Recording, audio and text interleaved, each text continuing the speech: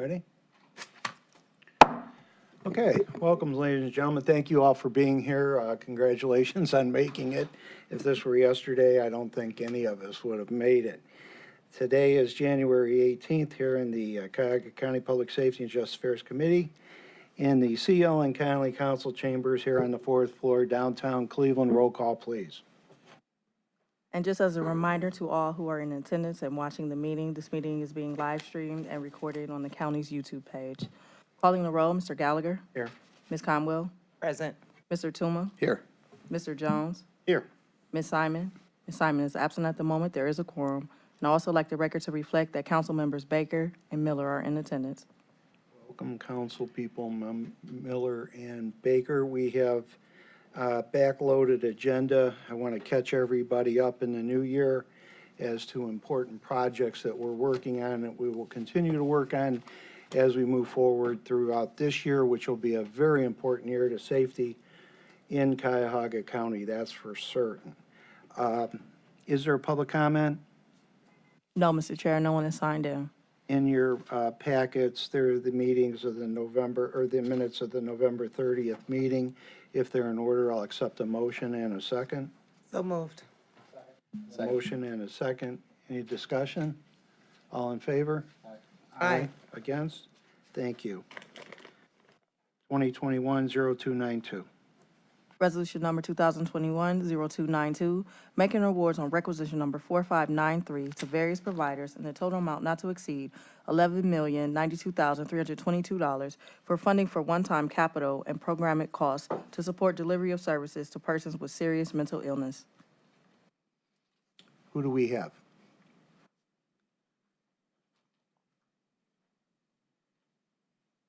Mrs. Carney. Good afternoon, Public Safety Council. Afternoon. Randy Carney, Interim Director of Public Safety and Justice Services. Thank you for the time and Happy New Year. The first time I've seen most of you for the year, so glad to see you. I do have a slide presentation, and I also provided slides to everybody. I wanted to make sure you guys were able to receive those. No problem.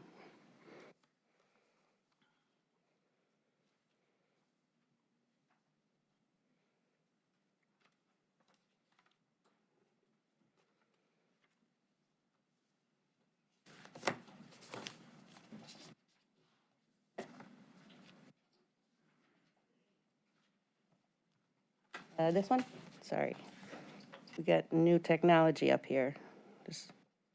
There we go. Thank you. So I wanted to start off with you, council members. The $11.1 million approximately that's being requested of you for the contracts today does come out of the Opioid Fund. So I did want to provide a brief update on the Opioid Fund. I know a few months ago at budget time, I was in front of you with this information, but just to have it fresh in everyone's head. If you recall, we received approximately $123.5 million. That does include approximately $1 million in interest that we've gained since we received the settlement funding. Also, additionally, and you can see at the bottom, we recently received an additional $5 million that was an error in some legal fee computing. So we did receive an additional $5 million to the Opioid Fund, which was a nice unexpected increase. So the round one opioid funding was the funding that happened at the onset of the settlement.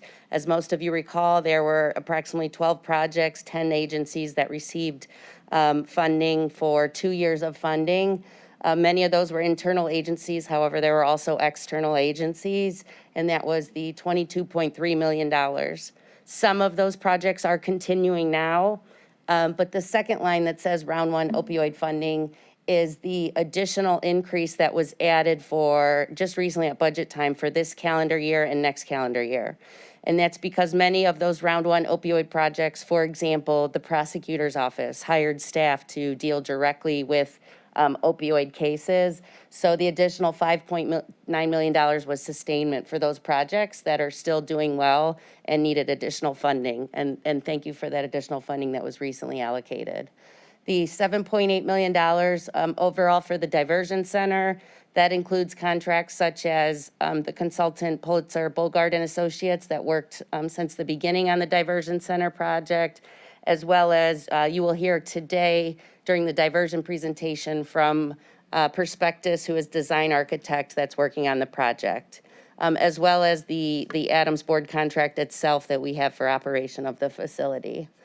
The Metro Health Behavior, as many of you know, that was a one-time payment to Metro for their facility that's expected to opening, I think, June of this year, for their East Side facility to deal with substance abuse and mental illness. And then the bottom three are not projects that have been funded or have went in front of this committee yet. But I've spoke about the first two often. Again, the Diversion Center new build, setting aside $20 million for, and that's much of the discussion we'll have later on today, as well as the Diversion Center operational costs, setting aside $40 million for approximately 5 years of funding for the future. And then finally, Councilman Schron, as well as the executive and executive staff have been working on some time on an opioid investment project. That project's recently, we've discussed with some council members. We have not went in front of committee yet, but we are working and speaking with some council members about that project, but it has not been funded. So just kind of wanted to give a breakdown on where we're at with the opioid funding overall. Oh, excuse me. Okay. So I wanted to mention that the providers that I'm recommending for funding today are in our audience, which I'm very happy that they were, I think, all able to attend today. Their organizations are spread throughout the county and include locations in at least 5 different county districts, and possibly more, since some of the requests include spanning their service locations. I just wanted to mention that because they aren't centrally located. They are all throughout the county, which was nice. This opportunity for funding gave outside agencies an opportunity to request opioid funding that not only have a direct nexus to diversion, which was one of the parameters I had put in place, or we had on the executive side, but also are those agencies that are providing day-to-day direct support and treatment to individuals in need during this opioid epidemic.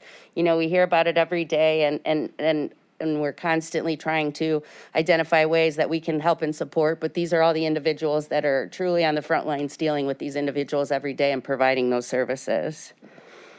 For the contracts in front of you today for one-time funding, as you can see, the RFP I released last year was before the Diversion Center opened, and the goal was twofold. First, it was to identify providers that would have beds available for individuals that completed their stay at our Diversion Center, which is again 5 to 7 days is the average, up to 9 days, but needed extended residential care for their substance abuse disorder and/or mental illness. The RFP asked for agencies interested that would have either dedicated beds available for Diversion Center clients or potential beds. And the difference is that we were intended to pay for a small number of beds countywide that would always be available for Diversion Center clients. The potential beds would be facilities that would be interested in taking Diversion Center clients, but we would need to call the facility when we needed a bed and see if one was available. And so that was the intention of the difference.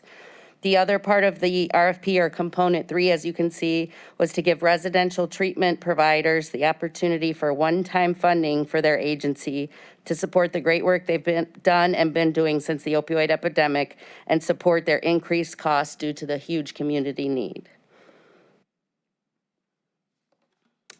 We did receive 11 proposals back from the RFP. I convened a group, and it's the same group that I had for a number of different diversion contracts. For example, the consulting contract, we convened the same group. Lots of local, I would say, subject matter experts. We had, for example, from our county police drug court, Judge Mataya has been really at the forefront of this project, working on this project.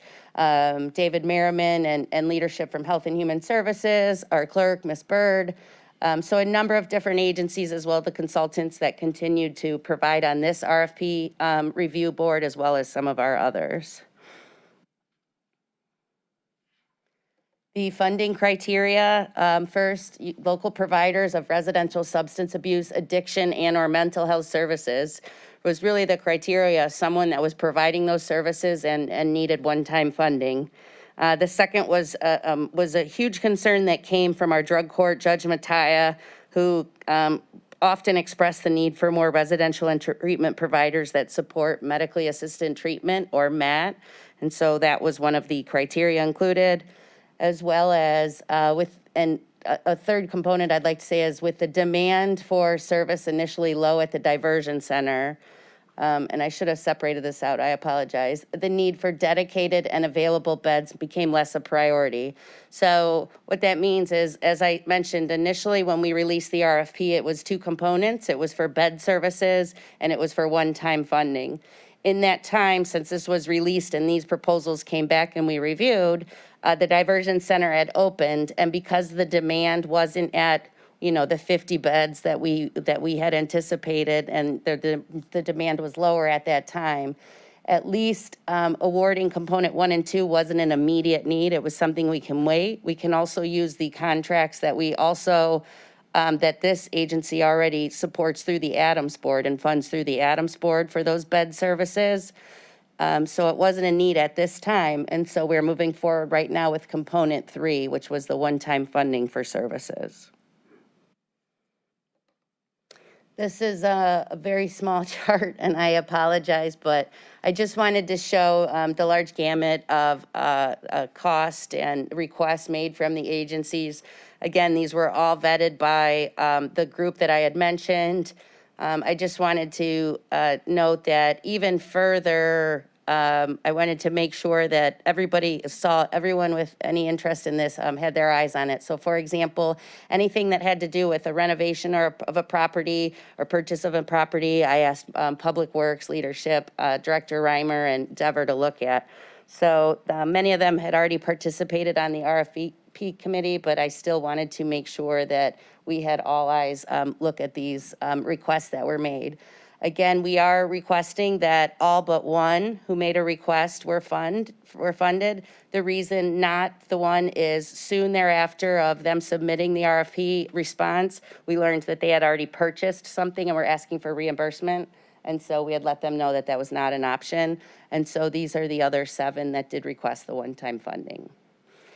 And I think it was important that the final column shows project impact.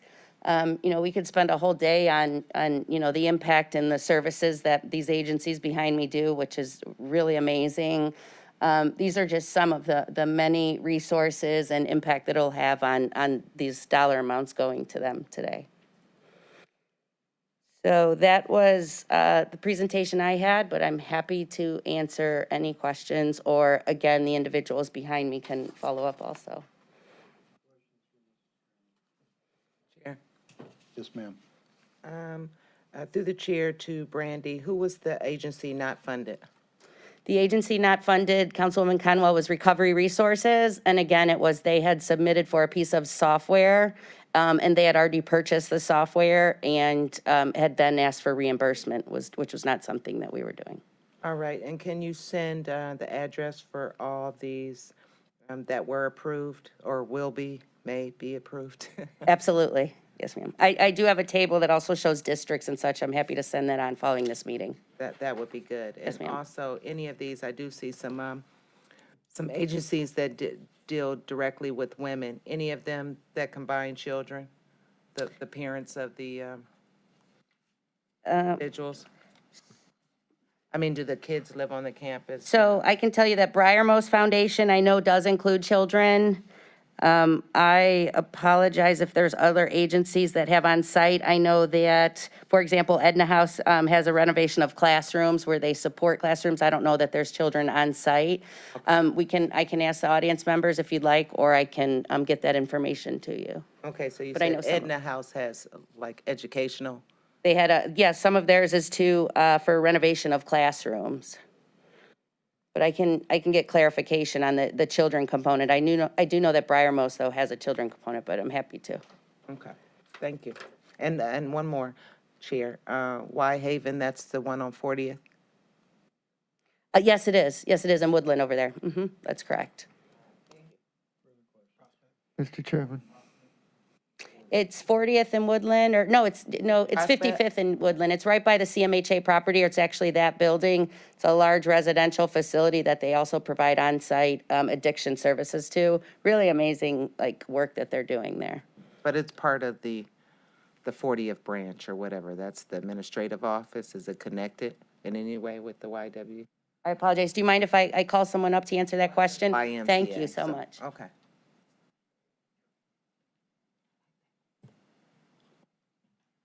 Greetings, Ed Gemerchek, the Executive Director of Y-Haven. All I had to do was see your face. Yeah. So I know Y-Haven where it is now. We're part of the YMCA and are over at 6000 Woodland, 1 Woodland Avenue. I apologize. No worries. Okay. I visited their site, really phenomenal work. The number of Been people there. and the impact is really huge there. It's just really great to see those things. Further questions? Mr. Chairman.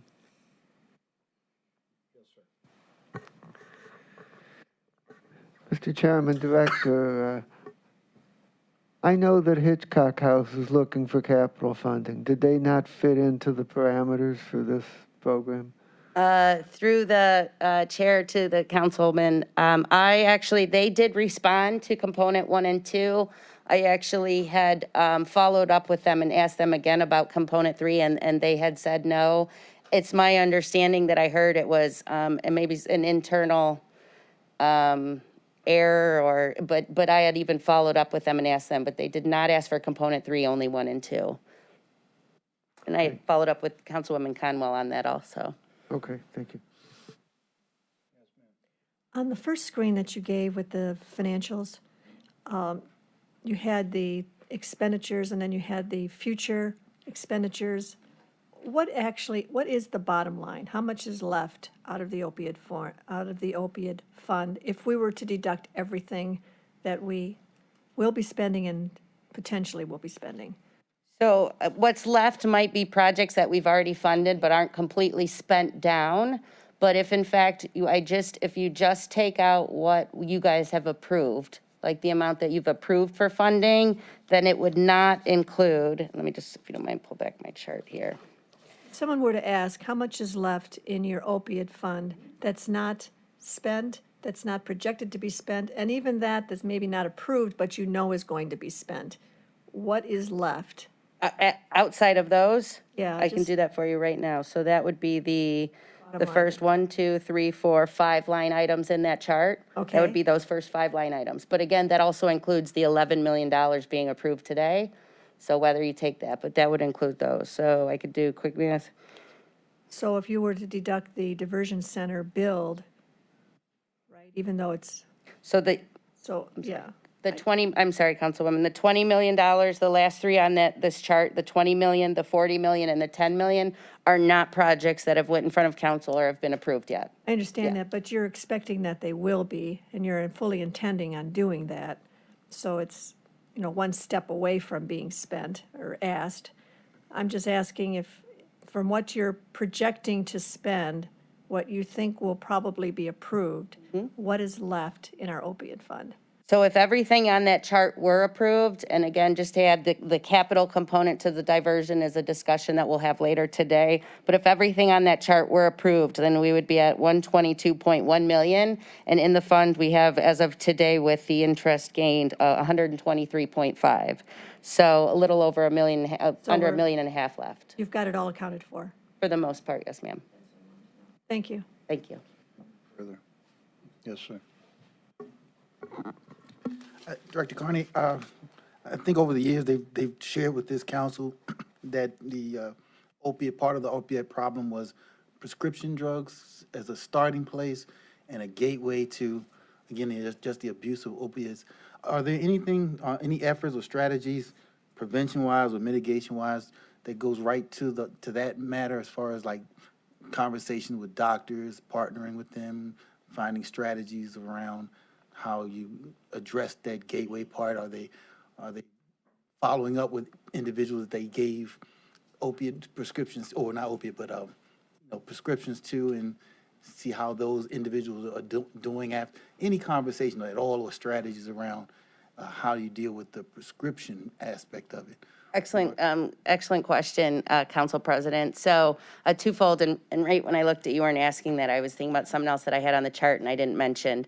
The first appropriation of projects did include approximately just under $400,000 to increase opioid awareness and exactly what you're speaking about in outreach into schools, both high schools and elementary schools, kind of increase the drug prevention campaign to include for opioids.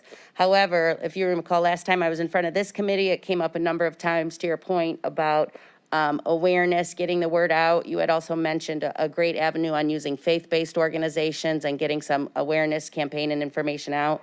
I'm actually currently working on an RFP to include not only some awareness campaign, but also strategies that would be a requirement of that group. So not only that they're going to put out, for example, campaign materials, but also that they're going to use these avenues such as faith-based organizations and other identified kind of grassroots organizations to get the information out there, which has been more successful that I've seen rather than, just at the high level, an advertising campaign. So that is something that I'm currently working on. So Brandy, you're right, I said all of that, faith-based. But I guess the heart of my question was, my experience as a funeral director. I'll give you an example. Veterans Service Commission gives money to help someone on a funeral. So they advertise, they spend money to put it on buses. You can see Veterans Service Commission on the buses, and they're reaching out to make sure the community knows. But as the funeral director, I'm the gateway for every funeral that takes place. So 150 funerals around Cuyahoga County, funeral homes. So when they let each one of us know, we have the forms here. So when families don't know about that money, they come in, I make them aware. If they do, they tend to come in with a coffee-stained application form, and I say, you keep that, I've got it. I'm the gateway. So the physicians are the gateway. Do we ever go to them and say, what strategies do you as the professional say, recommend and how we can address it? Because it's starting with you and your prescription.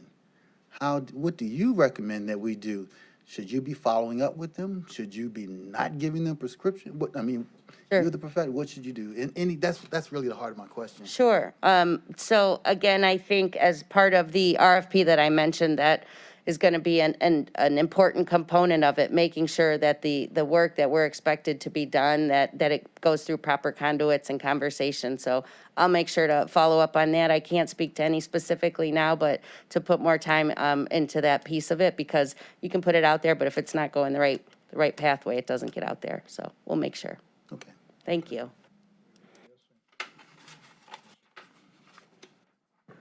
To Director Carney, just to say thanks for your initiative on the outreach and the faith-based and community organizations. It's something that I've long believed in, and I appreciate you moving that forward.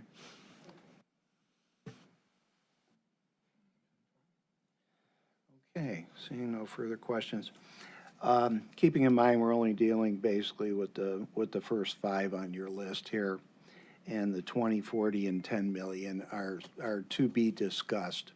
I would caution the administration that this council has expressed concern about treatment being first and foremost, and pie in the sky, aspirational things, I would assume, at least through me, will not be tolerated.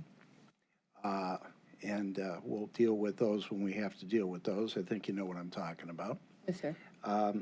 But we have some more work to be done, and I appreciate what you've done so far. I certainly do appreciate everybody here. When these funds are gone, they're gone. And we've got a huge mess, and that's why we got the money. And we're going to be very careful how we spend them. And again, treatment has been first and foremost and should be. These obviously are probably not enough, but it's what we have. Times are going to get much tougher, I believe, as we move forward. The next 5, 10 years are going to be very telling in this country, and we're going to have to make some wise decisions.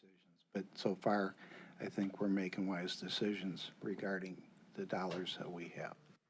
So I would assume, looking at dates, that you want to move this along, considering January 1st was our go date. Councilman, if we could do for second reading suspension, again, this goes directly to the, as you said, treatment providers in the audience, so I'm sure they would, sooner the better, they would appreciate. Yes, sir. Mr. Chair, committee's one quick question. Yes. And your comments made it come to my head through the chair to Brandy. Reporting of how funds are utilized. So you have a mechanism set up with each of the providers of how they're going to report how they're spending this money, and are we invoicing it on a monthly basis? And without, some might be different, or are they getting the one-time allotment? Sure. So thank you for the question through the chairman to the councilwoman.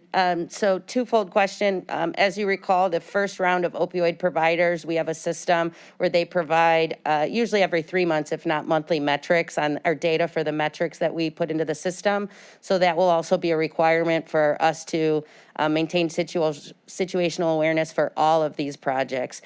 Most of these are not one-time lump sums, and that's some of the reason these contracts had many pieces and parts, some of the reason for the time here. Most of them are invoices, so a particular component of the project will be invoiced to us and get paid, but it's not a one-time component, so we can maintain that situational awareness. Okay, if the committee is comfortable on Resolution 2021-0292, I would accept a motion to move it forward under second reading suspension. I'll make a motion to move forward under second reading suspension. Second. Motion and a second. Is there any further discussion? Hearing none. All in favor? Aye. Against? Good luck. Thank you. Thank you.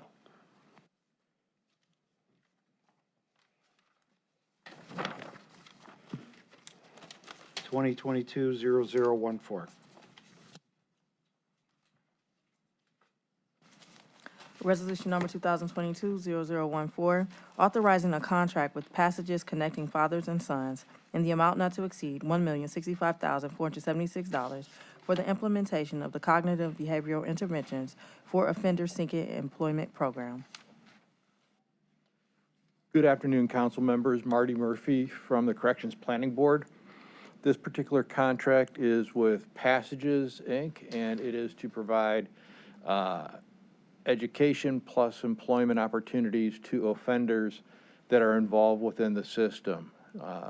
We have been running this program for approximately 3 years. A total of 283 offenders have received full-time jobs, most with benefits, every job over $12.50 an hour. The average cost per job that we have been, per training person that receives a job is just under $6,000. So the outcomes on this project are both very cost efficient and successful. Any questions?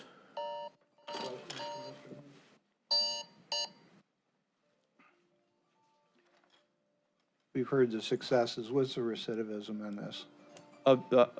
It depends on how you define it. If you look at Ballpark. the I'm not going to hold you to the it. 283 that are successful, it's the most successful of all of our projects. I could get an exact number for you because we That's all did a right. If you study. don't have it offhand, that's- Any further questions for Mr. Murphy?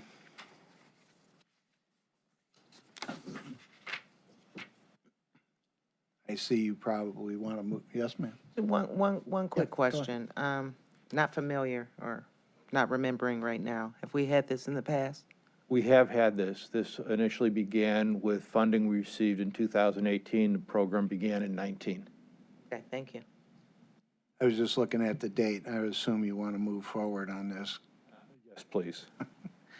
If, Question. yes, sir. Do you partner with the Fatherhood Initiative here in the county? We Oh, do. in what way? We do not partner with the Fatherhood Initiative specifically. We do have a separate agreement with Passages for fathers who are behind in their child payment and are now being prosecuted. That mirrors that. We do talk with the Fatherhood Initiative from time to time, but it's really a separate program. Thank you. Yes, ma'am.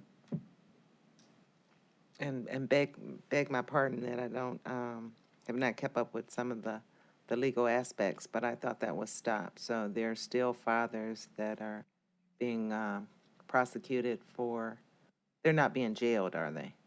I don't know if they're being jailed or not. We get them after prosecution, and yes, there are still fathers that are being prosecuted that are pretty significantly behind, where the rearages are very high. Would I talk to child support more about that? Talk to prosecutor, I think. Probably between the prosecutor and child support. Okay, thank you. Yes, ma'am. Just a question, it was brought up by the chair. Why is this dated back all the way from July of last year? Great question.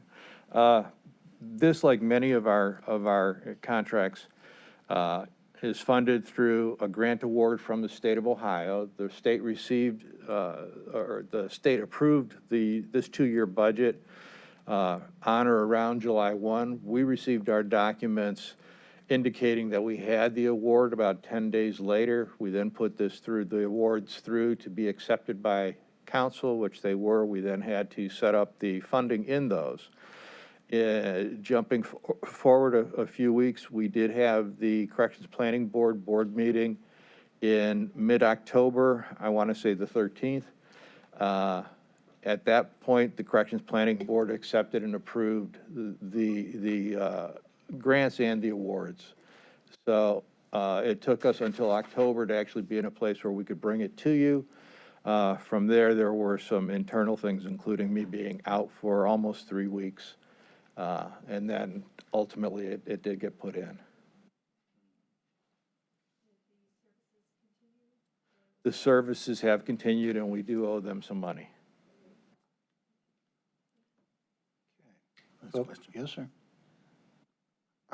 How, this contract, this is not the first time this contract has come before us. How long have we been doing this? We've been doing it about 3 years. Do you have any metrics yet in terms of, in those 3 years, in terms of reducing the recidivism rate? How effective has the? We do, Councilman, but I don't have that particular data with me. As I had indicated earlier, it's the most successful program. If you look at dollars and cents and then the rate of recidivism, we believe that one of the biggest gaps in justice was obtaining jobs for felons. And it's been very successful in doing that. And with the jobs, part of this is not just getting the job, it's also the cognitive behavioral subset of it. So they learn how to keep the job at the same time as receiving it. And when they're engaged in positive activities such as employment and bringing in their own money legally, recidivism has shown to go down. Thank you. I'm sorry I didn't catch that when you said it the first time. I would like to see those numbers. Okay. Last, how many individuals, if you know, were you able to help? How many were you able to serve? There were 283 that received jobs. Of those who were referred, that's a little more than a third that successfully completed the program, got the job. One of our matrices for paying is that we hold back on a final payment until they've been in the job successfully for several months. So it's pretty solid in terms of the project. Of the ones that don't show up, many times there's other circumstances. They are the primary careholder or caretaker of the children. They may be receiving Social Security or other factors that it does not make sense for them to be engaged with the project. Okay, thank you. Everybody's comfortable. I'll accept a motion on Resolution 2022-0014 to the full council under second reading suspension. Any further discussion? All in favor? Aye. Aye. Against? Thank you. Under discussions, we have, I wanted to get everybody back into the pool and comfortable with where we're at with the Diversion Center, central booking on just touching the surface of it so we have an understanding of where we're going. And I want to revisit the Emergency Operations Center. That historically, I'll give you a little background. Many probably forget, we had an agreement to build Emergency Operations Center. It was before the, just before the convention. We weren't going to be open in time for that, which we had hoped to be. But it got shelved by the administration due to a lack of funding. Interestingly enough, funding was found for other pet projects, and I think that has placed us in a very disadvantageous position as far as a major county in a major state in a major country in the United States here. The original cost was $21 million for a full floated emergency operations center. Broadview Heights was chosen, ground was broken, and everything went to hell in a handbasket after that. I think it's important that we revisit this. If for anything, this pandemic that we just went through, we're building storage facilities to hold our PPE and some of the other things that we needed to be centrally located so we could serve everybody in the county, which the Broadview Heights area would have served everybody equally, obviously. Storage facilities would have been part of the original Emergency Operations Center. So I think we need to start talking about that again. Obviously, this is something that's going to take a little bit of time. I would anticipate that if we are comfortable as a council moving forward on it, that a new administration would have to be briefed and brought up to date on that. And so I'll leave it at that, but that's kind of a synopsis of how we got to where we didn't get to in delivering an emergency operations center for the citizens of Cuyahoga County. But Brandy, Mrs. Carney, you want to come up? Do you want to start this off? We'll touch on the diversion center, whatever you have on emergency operations center, then we'll move to central booking. All, I think, equally important pieces of the puzzle to segue into and usefulness of a new jail that will hopefully keep our numbers down and keep people out of the facility that don't necessarily need to be in the facility for the treatment necessary for the alleged activities in which they found themselves in front of the legal the legal community here in Cuyahoga County. So if you would take us at your discretion through this, update the committee, give us what information you have, and then we'll have any questions after each individual of the three that you give to us. Excellent. Thank you, Councilman Gallagher. We'll start off with the Diversion Center. We have a presentation. I just have a couple quick comments, and Director Reimer does, and we have our design architect with a presentation here. And this is really focused on the site, a new site and some options and where we're at. And we're really looking for feedback from council for where we are with the Diversion Center and what's occurred over the last year and how we move forward. So just to start, just a few quick comments. The Diversion Center opened in May of 2021. To date, we've seen 253 clients. Initial criteria for the Diversion Center for entry was only law enforcement was able to drop off an individual. And I know many of you already know this, but just to reiterate, drop off an individual with a substance abuse disorder and or mental illness who committed a low-level crime. And then they were able to take them to the Diversion Center rather than to the jail, so in lieu of jail services. In October of this year, we actually opened up the criteria for the Diversion Center entry for clients. And so we now allow for self-referral and family referrals. We allow all public safety agencies to bring someone and whether or not a crime is committed. So law enforcement can drop someone off even if a crime isn't committed, which has actually been proved to be really valuable. Lots of times, you know, them getting someone out of a situation, a crime would have been committed, so them taking them there. And as well as I said, family and friend referrals, self-referrals, and even agency referrals such as Downtown Cleveland Alliance, which is, for example, an agency that interacts often with individuals who might have a substance use disorder or a mental illness. And so we've made contacts with those agencies. Just a quick note, our increase in volume, call volume to our hotline. The hotline itself received 17 calls in October and then 89 in November. And the end of September, we had about 75 clients to date, and again, we're at 253. So the last couple of months, we've really seen a pretty significant increase.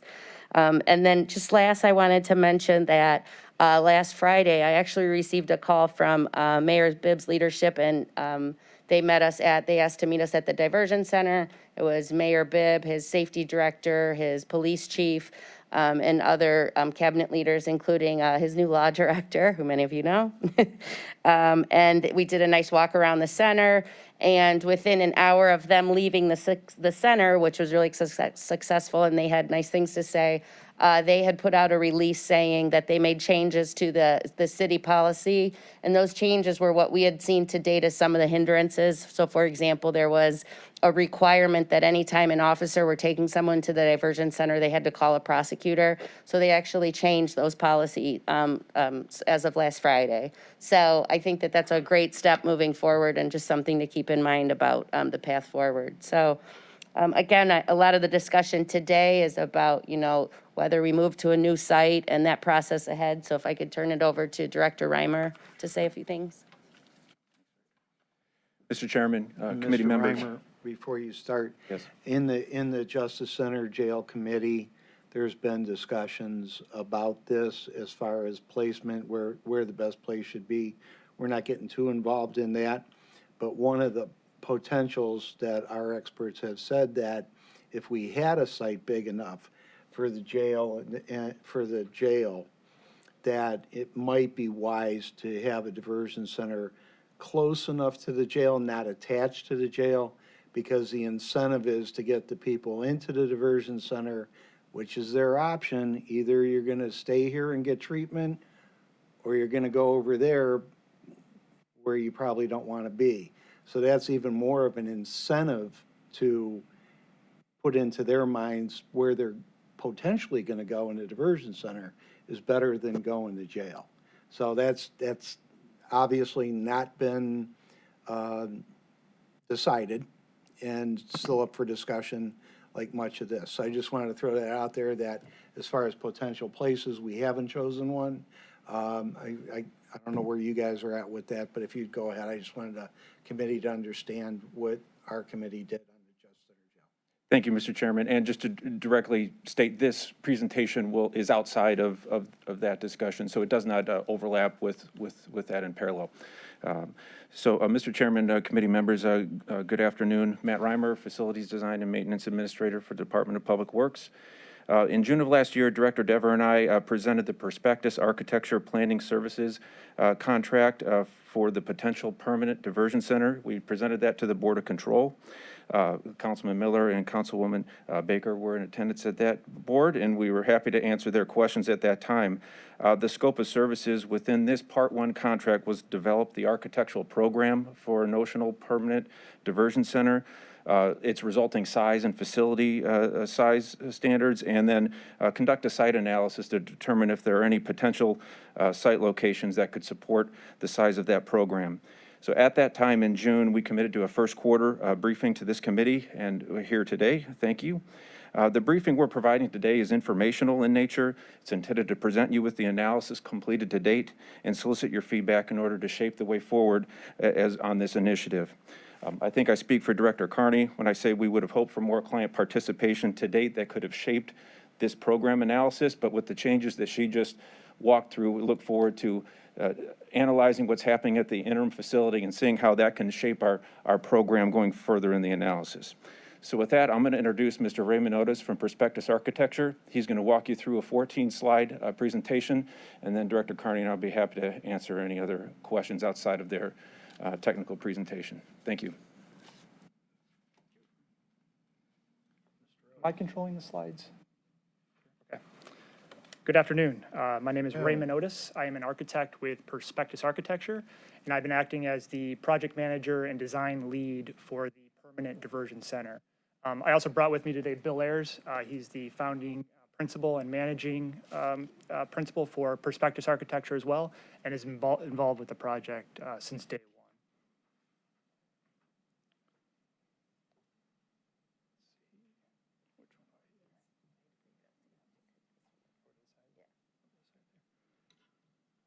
So we've been working, as Matt mentioned and Brandy, working with the county for several months now. And the purpose of this presentation is really just to give a high-level summary of the work that we've done to date, with the focus being the site selection process.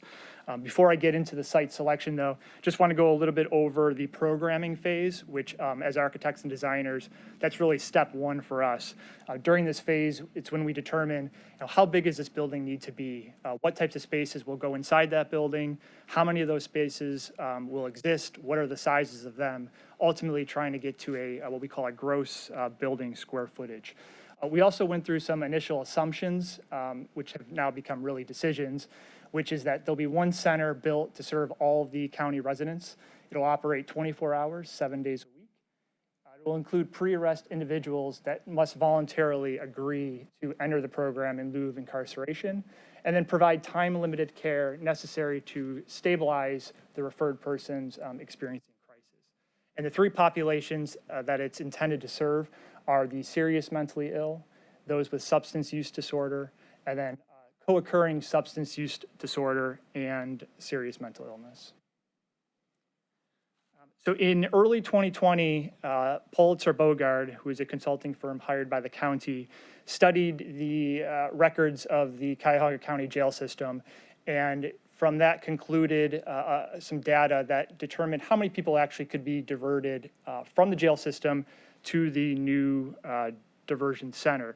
So we use that data along with our own experience as architects designing behavioral health and residential treatment type facilities to calculate how much square footage would actually be needed to meet the county need. And that total building size, as you can see on the screen there, was in the range of 75 to 80,000 square feet. And that number is important because that really gave us a benchmark as we started studying the sites to understand how big of a lot, how much land do we actually need to accommodate that size building, along with parking and outdoor activity space that goes along with it. So for our site analysis process, we established evaluation criteria to judge one site against the other. And I'm not going to read through all of them here, but some of the main ones that were important for the site was proximity to the geographic center of the county, accessibility to highways for the police departments. Is there sufficient land for a new structure to be built along with parking? If there's an existing structure on the land, is it enough square footage to meet the program need? Then ultimately, is it suitable for future expansion and of course, cost? The three sites that were given to us by the county to assess are identified on this map with the yellow bullets point there. Site 1 and 3 are both in the city of Cleveland, and then Site 2 is in East Cleveland. And if we do a little blow up there, you can kind of see what those parcels look like. So Site 1 is what we call the Metzenbaum Center. It's located on Community College Avenue, across from Tri-C campus. Site 2 is in East Cleveland on Euclid Avenue, and then Site 3 is the Old Juvenile Detention Center. And I'm going to go into some detail. Okay, Mr. Otis, I'm sorry to bother you, but Mr. Dever, could you come up, please?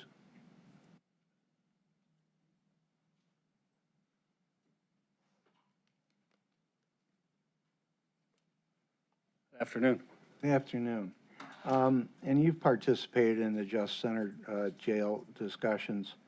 And I don't know if you remember or not, but the potential of placing this in proximity to a new jail. How did the county decide that we have three sites that are finalists for this facility without considering where the jail may end up being? And who made that decision? Well, these are actually three county-owned. County-owned, right. County-owned facilities, okay? So that was the information, Mr. Otis, that you received as far as your calculation, size and all that, Did you in any way use our experts that we hired for the Justice Center Jail to compare notes? No, we did not interact with anyone. You from the did not. So we're paying you, and we're paying them for the same information. Why? Well, that's not actually what's. That's not what? Well, he developed, the assistants of Prospectus helped develop the program Okay. for the diversion center. We are taking into account in the new site for potential build-out of a diversion center. So that is in the calculation of, as we look at sites for the new corrections facility. You know what, I'm going to let him finish and we can further this discussion because I recall in-depth discussions about this in the Jail Justice Center discussions. The data was available over a year and a half ago at least. And I'm interested to find out how he got his data without using our other experts regarding the same process and the same potential site. But he did use the same experts. Bogert. That he didn't. Sorry. In specific to, our coordination has been with the consulting firm Pulitzer Bogard, who I believe, I'm not part of the jail project at all, so I don't know what their interaction is with the new jail system, but Pulitzer Bogard has been giving us data. Why don't you finish and Mike, I'll talk. Absolutely. So as Mr. Devers mentioned, all three of these sites are county-owned, so no acquisition cost would be necessary. Site 1, as I mentioned, was called Metzenbaum Center. It is located on Community College Avenue across from the Tri-C campus. Has a mixture of single-family and multifamily residences surrounding the area. And then the area in red there is, majority of that is zoned residence office. It is a 6-acre site, good proximity to highways. Both I-90 and I-77 are just down the road. There is an existing building on the site. It's kind of a funny shape. It has 8 arms that radiate out from a circular core. And that total building square footage size is 47,000 square feet. So if you remember back to a few slides back, the building target size we're looking for is 75 to 80,000 square feet for the new diversion center. So right off the bat, we know that even if we maximize all the area within this existing building and try to reuse it or repurpose it, we would still be needing to build an addition somewhere in the range of 30 to 35,000 square feet just to fit the entire diversion center program. Ultimately, through a series of studies and planning, we determined that the irregular shape of the floor plan would not efficiently fit the diversion center program. And our recommendation for this site would be a demolition of the existing building and build a brand new facility. I will mention this facility is existing occupied by county administrative staff. It's my understanding they're being looked to relocate sometime in the near future. So this would essentially be a vacated site or a vacated building. Site 2 is in East Cleveland. So you have Euclid Avenue kind of running diagonally across the page on the south. And then parallel to the north side is the RTA line. This site is approximately 4 acres in size. It formerly housed the Cuyahoga County Adult Activities and Training Center program. That program has since vacated, and the building is unoccupied as of today. Again, single and multifamily residences surround the area, and then the red area is, majority of that is retail businesses. The existing building on this site is close to Site 1, 44,000 square feet in size. Again, so if we're looking for a 75,000 square foot footprint, we automatically know we're going to have an addition that's going to need to come onto this if we can make the existing floor plan work. The building lacks a lot of windows, which is really important for a residential treatment facility. It's my understanding it was built originally as a car dealership, so the structure is pretty minimal. It lacks opportunity to expand vertically for 2 or 3 story building. Again, just like Site 1, our recommendation through our planning process would be that this would be a demolition and a new facility built in place. And then Site 3 is the old former juvenile detention center site, which I think everyone's pretty familiar with. So from a site standpoint, really good access to highways. Approximately, I think the acreage is close to around 3 acres. It is identified as a historic building by the Cleveland Landmarks Society. It's been vacated for several years. The existing square footage of this building is around 200,000 square feet. So we know that it's big enough to fit the program. So our job through a series of studies, again, was to determine, could we efficiently fit the program of the new diversion center into the existing space? We did do some analysis on the exterior and interior of the building. Exterior is actually in pretty good shape. The interior is pretty bad. So the idea would be that if we would renovate this building, it would be a complete gut of the interior, and we'd be looking to reuse the exterior shell. Some of those planning studies that we did for this facility are up on the board right now. And if you're familiar with it, it's basically 4 wings that come together to form a central courtyard. That's the existing footprint we're looking at. Each one of those wings is very narrow in size.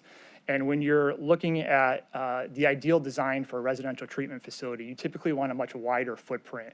So you can get patient or sleeping rooms on either side of a corridor with a central staffing station in the middle for good visibility down corridors and into social spaces where clients or patients are going to be spending the majority of the time.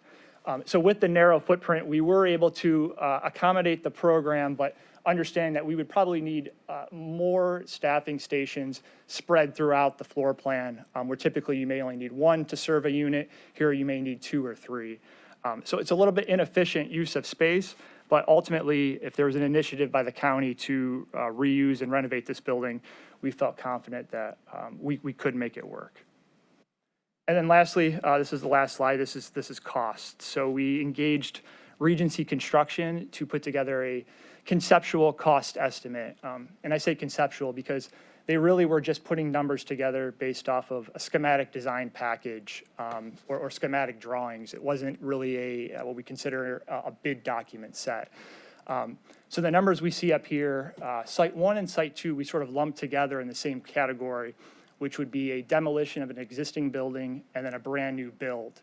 And that cost came in at around 42.6 and 42.5 million. So very similar for those two. When we look closer at Site 1 and Site 2, we really didn't see any advantages over the East Cleveland site over Site 1. It's a little bit farther from the center of the county, does not have good access to highways. The overall lot is smaller, and it's a little bit irregular shaped. So if we were looking for a new build, our recommendation would be out of those 2 sites, Site 1 would be the preference. And then Site 3, the former juvenile court site, we consider that an adaptive reuse or a renovation, and that project total came in at $35.2 million. Mike, did you want to say something? Mr. Chairman, Matt Reimer with the Department of Public Works. A couple of notes on this slide. One is, for an apples-to-apples comparison of these alternatives, you would look at Site 3, and we would want to add in the current ongoing contract to abate and make safe that facility, which is at $5.3 million. So if you're doing an apples-to-apples comparison of this slide, you'd be looking at 42 million, and a little over 40 million. I just wanted to make that as a full disclosure to the committee. And also, the reason for these slides being presented is we were under contract with Prospectus to analyze 3 county-owned sites. So that's what represents the analysis completed to date. It's absent of a recommendation at this point. This is informational. We also had Prospectus do a real estate scan of now that we know the program size of the building and the lot size that we're looking for to support this program, what sites out there on the real estate market or just that meet our criteria could support it. Our Prospectus identified 9 additional sites, and these can be characterized as 4 that were on the market currently, 5 that were not, and just looked through a real estate scan to be a good fit. And then all of which would be, all except 1, I believe, was a new construction alternative that would be similar to sites 1 and 2 on this slide in relative cost. So that just gives you a characterization of what we looked at with Prospectus architecture. Mr. Chairman, if I may, I could offer an answer to your earlier question to the director. So Prospectus, they were informed by two items as they started their scope of services. One was the work of Pulitzer and Associates, who at the time did all their data analysis attached to DLR Group, who was the independent programmer for the Correction Center Planning and Steering Committee. So they were informed by that contract and those results. They were also informed by analyzing the results and working with Adams Board on the current interim diversion facility at Oriana House on East 55th. So those were the two entry points that they used to develop their program, which resulted again in a facility size, and then we knew how to apply that to various sites. So what do we have right now? We have a size of facility that can support what we believe is the program that would be needed for a permanent diversion facility, and we can apply that analysis to any site moving forward, whether it be these three sites or discard them and move on to other alternatives. But that's our progress to date, sir. We have a long way to go. But I would say the hinge here is going to be wherever the jail goes, and then we can see if that fits. Indeed, if that's a good idea, I don't even know. And then move on from there. But this is all right now just informational. I understand that. It is, Mr. Chairman. And I appreciate that. So I don't know if anybody has any questions. It's just there's no decisions here. Ma'am? Through the chair to Mr. Reimer, in terms of the current diversion center that we have now, and the numbers are not there yet, are we convinced as a county that we still need to build this diversion center, a newer facility, where we're at now? Through the chair to the councilwoman, I would defer to Director Carney on this, but it is a fair question. Thank you, Matt. So again, Brandy Carney, Interim Director of Public Safety Justice Services. So again, I think that that's some of the feedback that we had talked about at the beginning of this discussion. As I mentioned earlier, approximately 3 months ago, we made some changes to the admissions criteria and we had an increase. I think now that Cleveland, I shouldn't say I think, now that Cleveland, it was a big win, I would say, that their support behind this project as of last Friday that came out, not only with the new mayor coming, but within an hour changing their policy. So I think the next few months would really give us a lot of data. You know, to Matt's question or statement earlier, it would have been nice to have that data. You know, the months passed, but now moving forward, I think we're in a good place moving forward. So I think that's the question in front of us. So in moving forward, Chief Carney,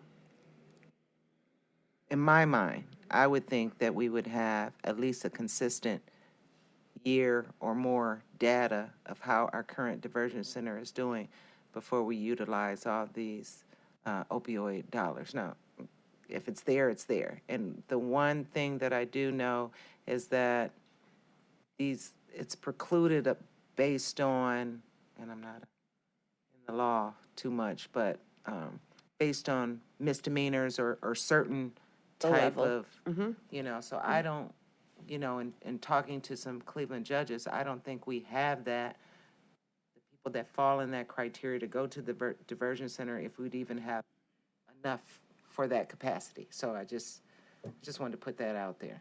I think, Councilwoman, your statement about a year of criteria is an absolute fair statement. Some of the reason for looking for feedback today, you know, it's a need. With the current contract that we have with Adams goes through the end of this year, 2022. The current facility that we're at, as I mentioned, has 50 beds. They did purchase a small piece of property, so that allows for a little expansion on the current site. We don't own that property. That's a property that's owned by Oriana House. Currently, they haven't expressed any, you know, up to date, they would love to have us stay and stay longer, obviously. But I think to your point now that, you know, the numbers have been changing, but we really need to see consistency and see where those numbers go to.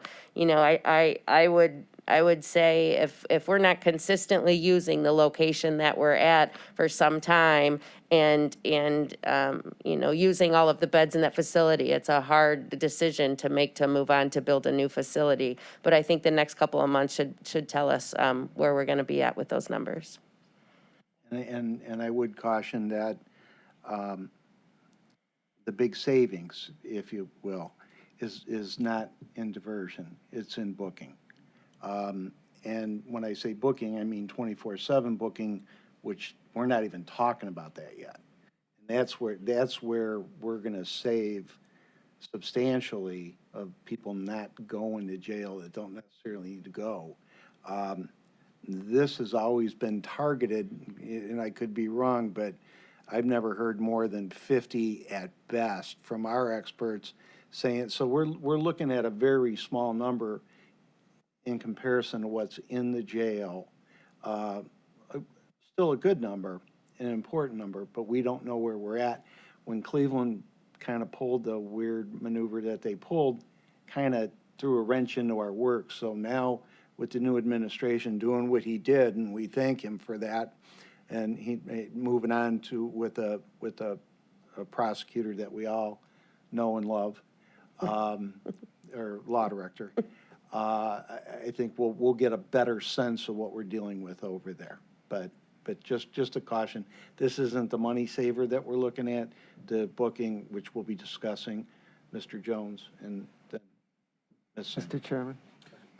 For the site three, former juvenile court, you recommend renovation. Did you entertain demolition, and if so, was there a cost, or did you determine one to be better than the other? Through the chair to Council President Jones, we did, in some respects, include a discussion about potential demolition in that it would be, I don't want to put words in Ray's mouth, but it'd be in the very hard locker and time-consuming locker, so to speak, with being able to get that accomplished. Not to say that we couldn't get it accomplished, but it would be a multi-year effort to move towards demolition in working with it as a historic structure and a Cleveland landmark. Again, not that it couldn't be done, but that it would be time-consuming. We do have a cost estimate that our other engineering services contract that did the design work for the current abatement project. We do have an estimate of that to be around the $2 million mark for a full demolition if we were ever to go down that path. So you're saying the historic status is what makes it difficult, possible, or just difficult? Ray, I'll let you answer that. You're Yeah, definitely. The historical, excuse me, the historical nature of the building would make it very difficult for a complete demolition. We may be able to get by with a partial demolition of certain areas, but as Matt mentioned, the restrictions and the process of just getting that approved is very long, and you may go through that whole process and still not get approval to do it. So it's a bit of a risk to go down that road with the historic building. Oh, thank you. I agree that with my colleague Conwell that we're way, way too early to even, I mean, I guess I appreciate the work, but 200 people right now using this thing, this doesn't even make a whole lot of sense in my mind to continue these efforts studying this. We've got to see what in reality, not potential and data that I don't think is actually going to come to fruition. I don't, and if you want feedback, I'm going to give it to you. First, we've got to wait. Number one, East Cleveland site, no, because this is supposed to be a central location. We want people coming from all over the county that's convenient, not to schlep over to, whatever, Fairview Park to East Cleveland. And this juvenile court is a dinosaur. I know it's a historic building. It sucks up tons of money for utilities, upkeep. We're just sitting on this thing now for 10 years, just letting it sit. And I think this doesn't fit what we want even in a diversion center. It's too big. I want to see it demoed. And I don't know who said it's going to take time to even do something like that, but we're not ready to even decide on a diversion center. So in my mind, that's not really a good idea. I mean, it's filled with asbestos, I think, right? We're just putting on roofs. I don't think it serves the county. And for us to come in here and start to put tons of money into it, this project cost, I'm sure, is so way under what it's going to be. And we can't use all that space at all, even if these numbers magically appear to be real. We're just fitting a square peg in a round hole. So That's my feedback. I would prefer we go and look long-term to getting rid of this building and demoing it. It's a central site, it's next to the hospital. What's the point? 10 years, how much has that sucked out of the county budget? I don't even want to know. It's got to stop. And this is informational. I know, but I've been saying this, I know. but It's- I'm not hearing anything back about, Well, it's rough, and I'm actually kind of shocked that there was no discussion about a spot where the new jail will be, wherever that's going to be. So we're not even, the key, I think everybody would agree, would be the new jail has to be at least shoveling dirt before we could even discuss this. Okay, Mr. Chair, thank you. Because I mean, that's my feedback. I know it's Yeah. for information only, but you're going to hear from me every single turn that I don't think this juvenile court thing on a whole different level has to go. Not for diversion. And I'm not sure it has to be connected or close to the jail. There's controversy about that. Right, I don't right. know where I stand. Again, no discussion. I know, but they want feedback and I'm giving it. For the media, So, no decisions have been made. but we're here for feedback, Mr. Chair, and I'm giving it. And I want this group to know that, this council person has talked about getting rid of this juvenile justice, old building, and that's my position. So when you go forward, just know that I'm probably not in favor of refitting this thing. Councilwoman, I'm as surprised as you are that we've gotten this far into this discussion with numbers. I just wanted a high-level view of this, and here it is. I'm a little surprised that we're looking at all this. I didn't want to get this deep into it because I wanted to avoid that because we're not even there yet. Mr. Chair, it's important maybe that that's this on me. happen. No, I mean, I think this is important that they're doing this work, but I think as council, this council person, I don't think we should continue with this work, at this level. So maybe stop the cost of this level of work. I think we agree. Mr. Chairman? Councilwoman Sonny Simon is correct. This, regardless of the diversion center, this building has sat, and you just mentioned, Ron said it was $5 million, was not even factored in here, what we spent to maintain this building. What more will we spend? I think it's in our best interest to look into the historic designation and what it might take to be able to remove this building and demolish it so it's ready for whatever we might do in the future. So I fully support what Councilwoman Mr. Chairman? One second. And I'll add, if I might, on my last, in the concept of this, of the facilities being close, my first visceral response is, I get the logic of them converging and being, but this is about diversion. I don't see that it has to be a major factor into what we do. We are meant to divert individuals who were hopefully never meant to go into the prison system, so they don't have to threatened by the threat of going somewhere we hope they would have never gone in the first place. I saw an individual just several months ago. He was naked. He was at East 55th in Woodland at the local fast food restaurant. This was mental health. The emergencies, the police came and they all took him away. I don't know where he went because I didn't see, but again, this wasn't a crime. This was someone who needed help. So the idea of him even needing to be engaged in the center, to me, said, no, give this gentleman help. So the idea of divergence as opposed to convergence is where I stand. Bus is getting off the road here. Mr. Dever, real quick, and Yeah, just I'll real get quick down in here, regards but to. This is informational, gang. Sure.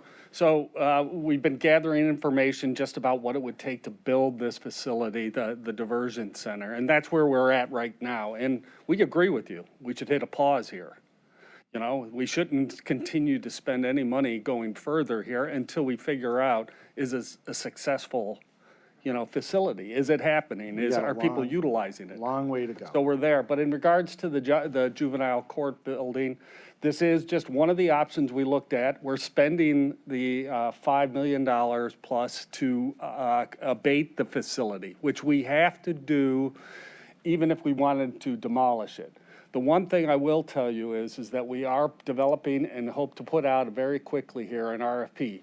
In light of the time it would take or the challenges that would be presented before us to to challenge the historic structure and to be able to demolish the building, we are gonna, since we're cleaning the building up, we're gonna put an RFP back out and see is there any interest in the market for this facility after we abate it.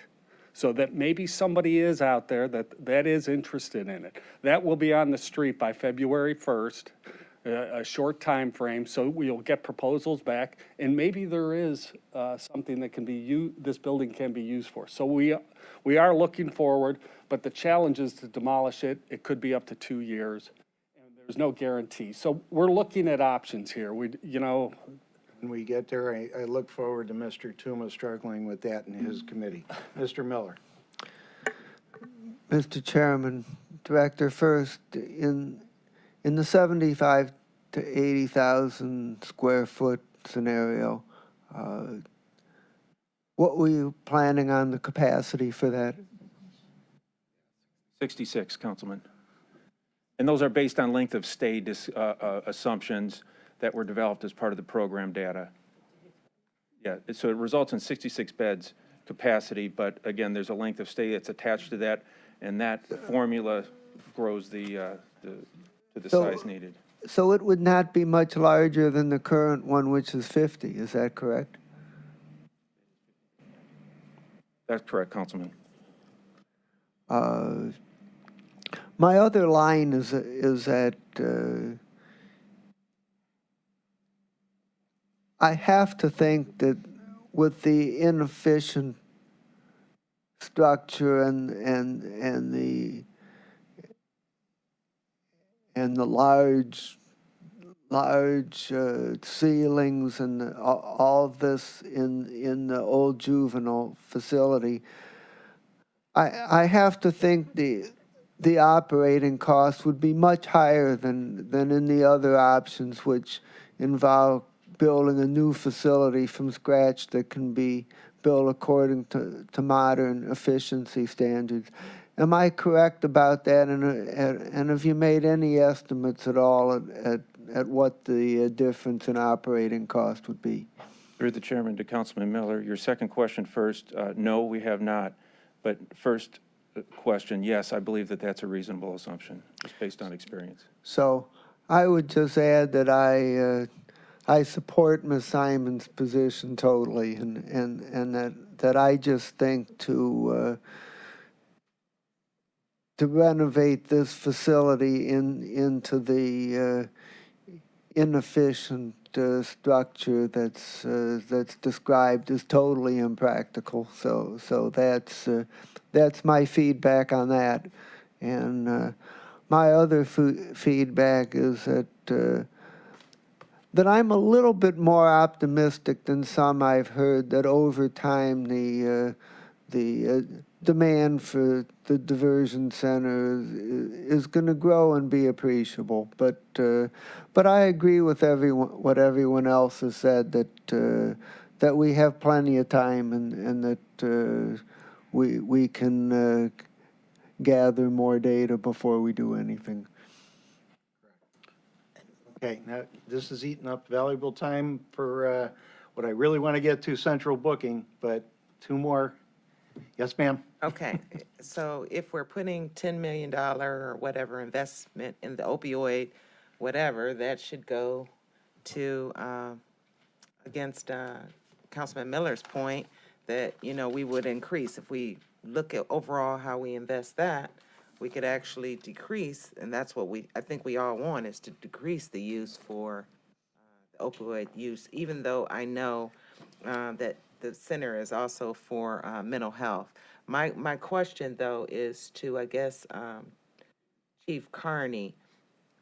We had always talked about 150 beds. So if this facility, that was the maximum of what you thought what we needed in this county. So if this facility is only 66, how, Sure, through the councilman to the chairman. So again, when the project was very first started, before the diversion center was open, Pulitzer Bogart did an assessment, and with the data they had, which wasn't the data that they were able to collect from our jail system and Metro at that time, and it was anticipated for 150 beds. As you know, the capacity that we were at with the current facility is 50 beds. And as you've seen, those numbers were not at the 50 beds. In looking at some of the updated data that we looked at and what we anticipate in moving forward, as well as knowing the other longer-term, for example, residential facilities out there that could that longer stay individuals could be transported to. That's why we went with a number of 66 beds. The 150 beds was higher even with what we anticipate to be current usage going up. You have one more? Mike, I just want to take a moment to pile on a little bit more. I was just thinking with the former Juvenile Justice Center, because of its central location and being near major institutions as well, with a clean slate, there's opportunity for someone to build and get income tax off of these. And so it's not sitting in some wasteland somewhere. It's a prime location spot that, you know, if demolished in time, could be a revenue generator for the community, for the county. So, And I'll throw even more on that. Keep in mind, and of course, because of my age and my memory, which is like an elephant, that's where they're going to go through. If they ever redo Dead Man's Curve, it's going right through the Juvenile Justice Center spot. So there is so much on the table here that we can't get through it. So let's just calm down. Thank you very much. Thank you very much. Thank you very much. Thank you very much. I would love to get to central booking, which is where I think the rubber's going to meet the road as far as the importance of this justice system being right-sized. Thank you. Ms. Carney? Mr. Reimer So on I'm this? Mr. Chairman, one last closing remark. You asked about spending. 80,000 has been spent on the prospectus contract of the 480+ thousand contract. So that is available to Director Carney to either move forward with diversion or not on her opioid spend. You had a question on that earlier, Okay. so. Okay, thank you. I appreciate it. So thank you, and I'm glad we're all in agreement on this one. And I'm happy to say that I am not doing the central booking. That's not me. So I think Chief Corey is up next with Very good. his group. Mr. So Corey. thank you, and thank you for today. Thank you. Thank you. Thank you, everybody. It was a long road down a short path there. Mr. Chair, Long walk down a short path. Mr. Chair, I have to leave early, but ma'am. my most important topic was central booking. So if I have to leave, it's no offense. I'm very interested in it and glad we're doing it.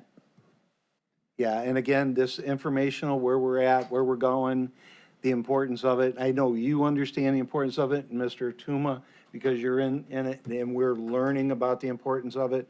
I was in the courts, I know how important this is. And the committee for the Just Center Jail is definitely interested in this, as I know the sheriff and everybody all the way down the line to the judges. Thank you, Mr. Chairman. Matt Reimer, Facility Design and Maintenance Administrator for Cuyahoga County Department of Public Works. We have a 6-slide presentation for you on central booking. I'm going to walk you through the first couple of slides, which are just the physical construction status updates for central booking, and then I'll turn it over to Chief Corey to talk through process and stand-up. So we are currently in our phase 1 construction effort of 2 phases. We started off having 3.5 phases.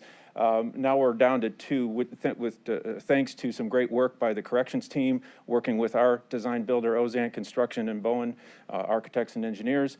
And so we're knee deep in the phase 1 effort. You can see the plan. Everything around that shaded area is what's under construction currently. We expect that phase 1 work to be completed by March 31st, so we can start transitioning our corrections operations back into the non-shaded areas in early April, and we have a final completion expected by May 31st. So what you're looking at is just hard to see. I know it well. The left picture is a picture of our in progress as of last week, the central booking counter that folks will be at in the foreground with the seating area for inmates waiting to be booked or their disposition made clear in the background. In the middle picture, we're looking at the status of the new Metro Health offices. If you recall, Metro Health was out in the middle of the very loud Sally Port. Now they'll have 2 exam rooms and a closed and secure office area in the booking area. And then in the right picture, you're looking at from the inside of the new arraignment video room, which is right outside of the booking counter, so that there can be a quick disposition in the facility without an in-person appearance. Moving further back upstream in the flow of an inmate coming in through central booking, you're looking at work that is being done to install the new shower, body scanner, and property room in the dress-in area. These are new functions that the Sally Port did not have previously, speaking of the shower in particular. Also another view of the booking counter, and on the right side picture, a view of the status of the waiting area.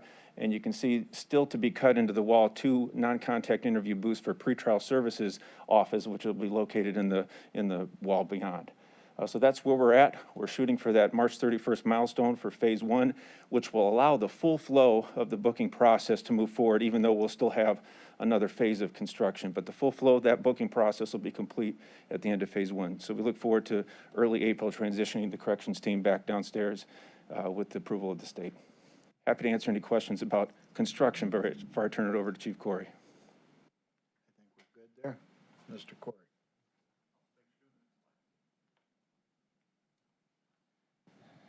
Corey, I think it would be helpful for those that aren't in this system if you can incorporate from contact with law enforcement how the process works. Very good. I'll start with that, which is not on this slide. So the focus of central booking is to be more effective at processing cases through the criminal justice system, not just the jail, but the entire criminal justice system from the point of arrest on the street all the way through the first appearance. So in the state of Ohio and in Cuyahoga County, when an individual is arrested, within 48 hours, they need to be charged. Within a day, they need to have their first appearance, right, of bond set, right? So what central booking does is focuses on those 3 days and make sure those 3 days turns into 1 day and never turns into 10 days, right? So all the stakeholders necessary to help us be more effective are pretty much the same stakeholders you're going to see here that touch the case throughout the criminal justice process. So what we did was took the consultants' recommendations, and at the end of the day, which is now almost, I'm going to say 10 months later, our process, the final process that we've rested upon, has not deviated in any material way from the initial consultations. So when we first made the presentations to you back in as early as February of last year and began our process work in earnest in April of last year, there's been no deviations in terms of the process. I mean, I'll talk about some of the headwinds that we've learned that we're going to face as we were working through with all the stakeholders. I'll touch on some of those during the presentation. But again, central booking is those processes in the criminal justice system that are touched from the time of arrest, because at the time of arrest, dispatchers could be dispatching into Cleveland Municipal Court that they have someone on the way. So that process can start as early as when the officer picks up the individual because he has probable cause to believe that a crime has committed, and assuming they weren't diverted to our wonderful diversion center, and we're going to see a lot more of those now that the new mayor has looked at the process and immediately reacted to removing some of those barriers to our diversion center.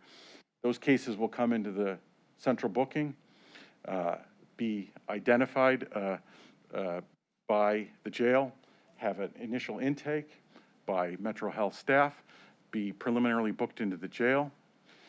Then we're going to have an opportunity for law enforcement on scene to get their first incident reports done, which does not happen now.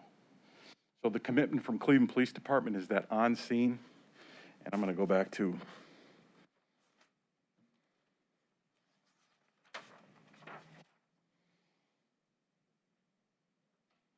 in the left corner of the operations, there is a place for them to complete their incident reports before they leave.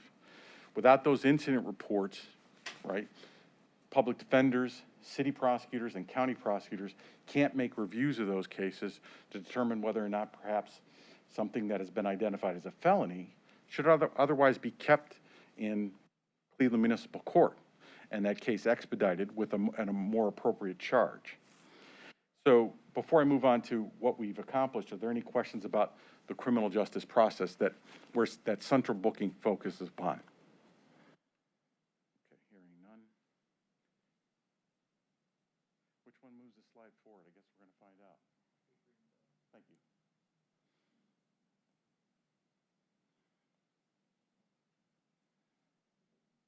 Oh, big green, bigger green. So we have completed all of our process mapping of the central booking process, and each of the stakeholders that you see on here have signed off on what they say their processes are. And in those identification of their processes are the various improvements that we have all identified consistent with the consultation we received from very expensive consultants. So we are all very happy that we've been able to incorporate almost all of the good recommendations into the process. For example, in the fourth bullet point, we've defined and agreed upon opportunities to increase pretrial release, right? So that was a big recommendation. So look for opportunities where you can have common police court, for example, before they're ever even bound over, that is, before even jurisdiction is sent to common police court, have bond assessments and pretrial service interviews conducted right in central booking.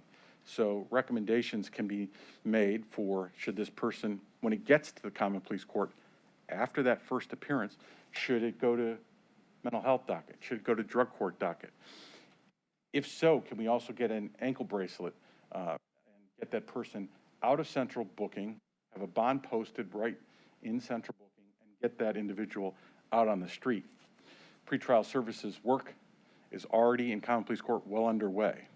So you're also saving time in the back end because that work will have been done. It won't have to be duplicated after common police court gets the case. We've defined and agreed upon opportunities to streamline the process. One of them I've already mentioned, law enforcement incident reports, pretrial interviews, which I've just discussed. And then we've completed our process map. And each of the colors you'll see represents a different person in the stakeholder process. And we completed that, I think, in October of last year. So what remains as the next step is that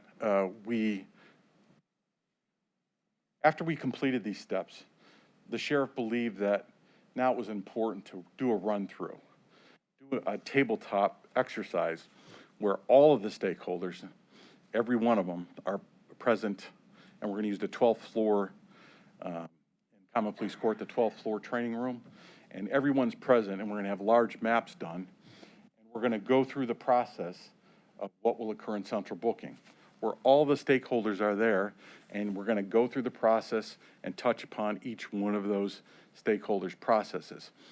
We do that to make sure that, A, that we've level set, and that all the processes that we say we've agreed upon, we're actually carrying out. B, that each of the stakeholders have all of their internal processes ready to go.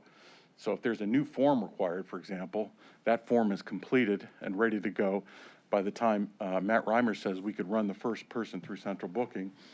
And 3, to see if there's additional opportunities to fix things we might have missed during our initial process mapping. So we plan to have that tabletop occur on March 2nd. And so all the stakeholders will be present for that. And I think we've got our doodle poll completed pretty much, and we're going to go with March 2nd. Before that time, Administrator Gibson and her team are going to set up a pre-run with Cleveland Police Department. So the actors who touch the processes the most throughout this process never let go of it for the most part. of course, is the jail and their operations, and then the City of Cleveland, Cleveland Police Department. So we want to make sure that we do a run-through tabletop with just Cleveland Police Department and the jail to make sure that when we have our big tabletop with all the other stakeholders, we don't have a lot of flies in the ointment on the jail CPD processes. So that is yet to be scheduled because they're working through the scenarios. Some of the scenarios include are the usual suspects, if you will, to coin a phrase, that move through central booking. So one of the scenarios will be a new felony arrest involving a victim. So it touches on not only municipal court and Cleveland Police Department, but then we'll see how it touches common police court and the county prosecutor's review. Because the county is part of a felony, the new process will be that the city prosecutor and the county prosecutor will be right there in central booking. And if the city prosecutor, for example, identifies a case that he or she believes should be a felony, they can be in consultation, and the prosecutor might be there to say, you know what, we would never indict that case in the grand jury. We would probably indict it or send it back as a misdemeanor. You view it as a felonious assault, we view it as a misdemeanor assault. And then they level set, and maybe that case could be kept in Cleveland Municipal Court. We'll also do a misdemeanor new arrest involving OVI, because that will touch on additional processes. And then finally, we'll do a misdemeanor new arrest that involves what's called a non-escalating case. That's a case that if there are no other specifications, it could not be enhanced to a felony, such as domestic violence, which is escalating, DUI escalating. So all those cases that are non-escalating will run through a scenario. Now, some of the headwinds that we've discovered, we could reduce the number of cases that could be processed in a single day, or actually are a couple of points. One, because as we're going through this process, we learn from the jail and ODRC that there are rules for how long someone could be pending in central booking. Technically, I guess that number is 12 hours, but the jail administrator and the sheriff say that's not optimal. Even though it's 12 hours, we don't want them sitting around in central booking in our nice lounge area for more than, let's say, 8 hours. So you've got an 8-hour window in which to process these cases before they have to be taken up into jail and given a cell for their safety, for their convenience, et cetera, and for security. So what we now see is that we have a window of 8 hours to process these cases. The next headwind is this. As we're going through this process, we've identified all the cases, strike that, all of the types of cases that we think can be processed within those 8 hours. Cleveland Police Department has a policy that requires detective review in many of these cases, right? So detective review is not going to be done within an 8-hour period. As a result, if that case comes in, let's say it's a felony, felonies require detective review, that case, we'll do all the processes that we can, get the incident report done, do the medical examination, but we're not going to get a first appearance done because that person's going to have to be taken up into the cell because a detective review won't be completed in time. So that leaves us with a smaller percentage of cases that we believe can touch all the processes, including a first appearance in central booking. Having said that, with the new administration, who took a fresh look at a lot of processes, I anticipate that we'll be reaching out to the safety director and have them take a fresh look at the cases that require detective review. And perhaps what we can do, just like they did with diversion, push back some of that charging responsibility to the street patrol officer and obviate the requirement for a detective review in some cases. Now, I articulate that as a headwind. That is not a criticism of Cleveland Police Department. There are reasonable people who have determined that detective review is required. That is not typical for most law enforcement agencies, but it is not something that's unreasonable. And I still believe that there's enough cases here to test the central booking, the interim central booking process, that we're going to get plenty of bang for our buck on process improvement and process correctness moving into a new jail. With a new jail, for example, you can have an opportunity to increase that threshold window from 8 hours to something more like 24 hours if you have, for example, central booking beds available. And that'll be part of our programming detail when we work on the central booking function at the new jail. Thereafter, the tabletop that's scheduled for March 2nd, if there's any residual processes that we need to hit again, we'll have a second tabletop. That's the entirety of my presentation, unless there are any questions. Mr. Chairman, thank you. Mine's more a comment than a question. I just want to commend Mr. Curry, and I know Mr. Mason was helping with this process as well, with this whole central booking endeavor. It's really come a long way from its infancy, and I think a lot of people are going to benefit from this as they have already, and hopefully this will be a model for when there is a new jail. This will follow along, at least the system itself. That's the understanding I had. I was fortunate enough to be able to sit in on some of the meetings with the stakeholders, and I can tell you the stakeholders have taken this process very serious, and they've offered their opinions and their disagreements, and their concerns have been heard. And again, we oftentimes complain when people don't do things properly in administration, and I want to commend the administration and Mr. Curry in particular with this project. Thank you.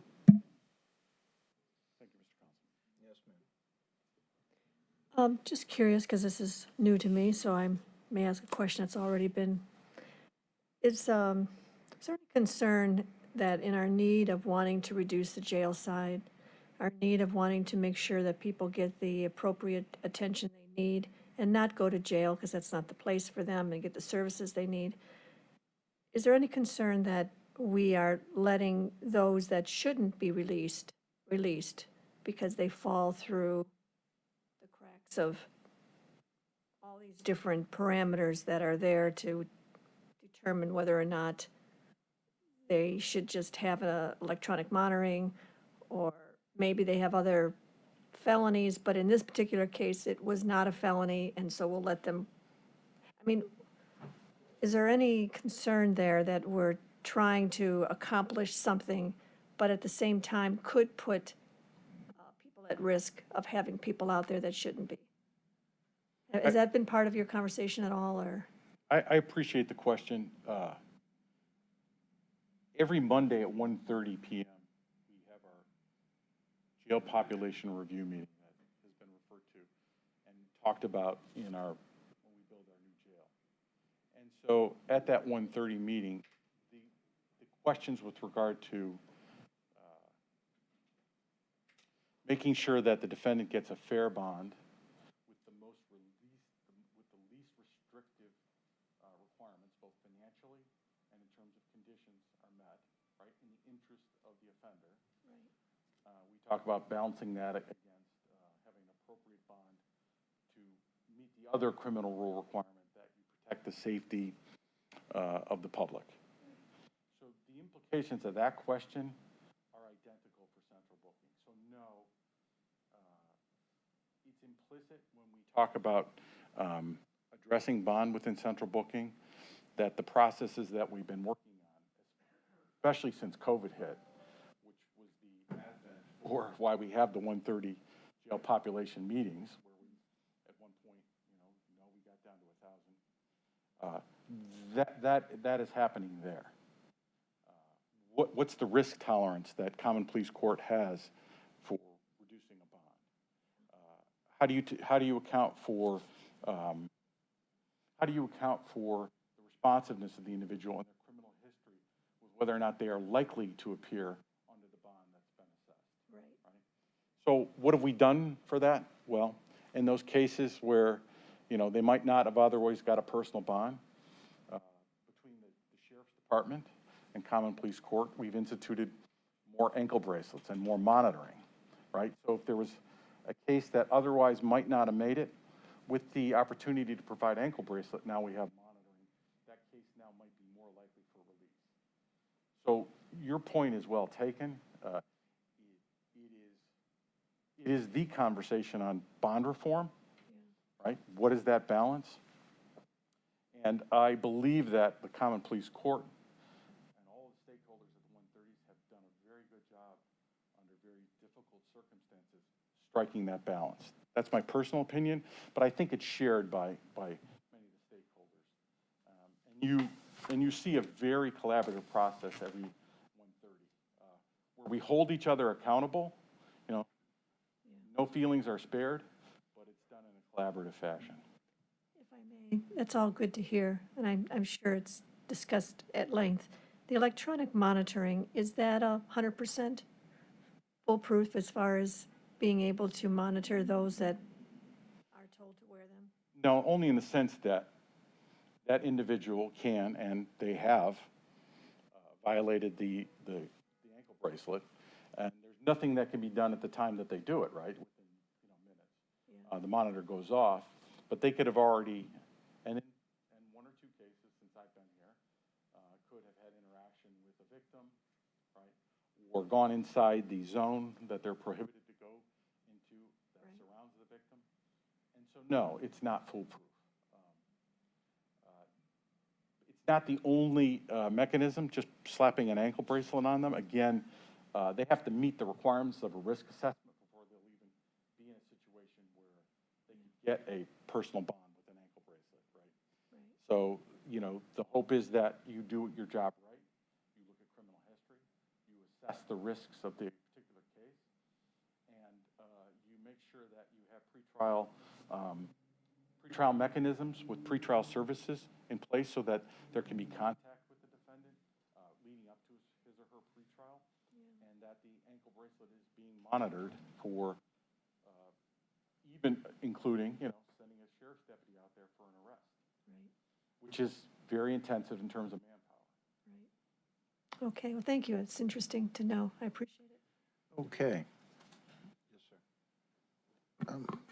This is not my world. I'm no expert in it, but when you mentioned the personal bond, what are the limitations on a judge and their ability to give a personal bond? And I just say that because I've heard from judges, some who said a personal bond is an option for when we look at mass incarceration from a big picture. When we talk about criminal justice reform and all, they're simply saying, give a personal bond. So maybe can you speak a little more? I think I heard you say not everyone could get a personal bond. Tell me about that.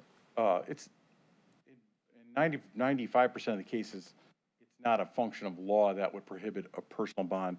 It's the risk assessment. So the criminal rules says, paraphrasing, that the defendant is entitled to the least restrictive bond, right, that would ensure their compliance to criminal court, right, and that is balanced against public safety. So what are factors that go into a judge's determination of risk assessment? Prior criminal history, prior failure to show up for court, ties to the community, severity of the case itself.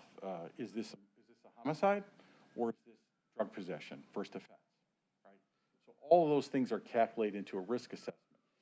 And the two courts, you know, municipal court used a couple different tools, but they all try to get at the same place. Do the best assessment they can and balance these things so that they get to an appropriate bond recommendation made to that judge. So, for example, Cleveland Municipal Court uses the Arnold tool. Common Pleas Court does a combination of a risk assessment and actual interviews where they interview the defendant, asking questions like, where do you live? How long have you lived there? Do you have any family members that, you know, that can support you if you're on a personal bond? Do you have a place to stay, right? All those things are factored into determining an appropriate bond. So if you have low risk factors, right, then you're much more likely to be eligible in terms of a judge's view for a personal bond. If you have high risk factors, it's a serious case. I have no place to stay. You're staying at 1100 Euclid at the men's shelter, right? You have no family support that can help you make sure you come to court. All those things are taken, and you have a history of failing to show up to court in your criminal history. All those factors would say, a personal bond is not recommended. And no judge could be blamed for not giving that individual a personal bond. So you mentioned the lawyer makes the recommendation and then the judge acts on it. Where the rubber meets the road, which one is more? Is it the judge who certainly makes the call, but are they making it kind of in a silo, or are they leaning to the recommendation of the lawyer? So taking central booking into account, which is pretty much the process now, but earlier in the process, that individual is interviewed in common pleas court by a pretrial assessor, right?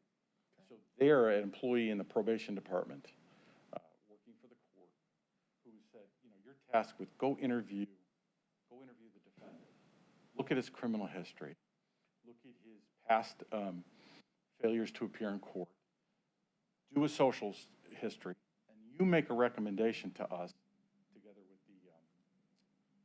the bond assessor. You guys make a recommendation to us, to me, Judge Corey. I just promoted myself, right? And you make a recommendation to me that I'll review and take into account when I make the bond. That's further going to be informed, as you pointed out, by the defense attorney who's going to give additional information that the bond assessor might not have known, that the court might not have known, for why a lower bond might be given out. At the same time, the city or county prosecutor could be informing that judge, right? Because it is a case in which a two-party system in which both those individuals have an opportunity and frequently do to make their recommendations for what bond should be. And further, under Marcy's law, which is, is a constitutional change, right, where the victim has to be notified and maybe given an opportunity to appear and to give input, right? That has to be accounted for. And those individuals frequently are represented by the county's witness victim or the county prosecutor's victim witness. So all of that is taken into account by the judge and making that final determination. Okay. Last, and I like this in writing, how many low-level offenders versus the high-level offenders are in the county jail? I don't need an answer. I'd really like an email or just some information on it. Yeah, I'll follow up with a report on that. And what we could do is I'll work with the sheriff and Rhonda to give you a report that is now generated at our 1:30 hearings by Common Pleas Court, where they've identified all the offender levels and cases that they have. So we'll start with that. I'll get that out to. I hear you, but I want a clear designation of who's a low-level offender in that facility and who is not. Yeah, absolutely. And they'll be by felony and misdemeanor level, right? So we'll show you from the homicides, which are unidentified felonies, then felony 1, felony 2, it goes down, felony 3, felony 4, misdemeanor 1, misdemeanor 2, misdemeanor 3, misdemeanor 4. I'm not sure if I have the misdemeanor categories, but I can at least lump all the misdemeanors in one category for you easily, quickly. Remember, I'm not an expert in this. No, So give me low-level offender and we'll put a legend on put it. your felonies under the. We'll put a legend on it. Okay, sounds good. All right, thank you. Thank you, Mr. Corey. As we can see that this was complicated, I give you a lot of credit for getting us to where we've gotten to.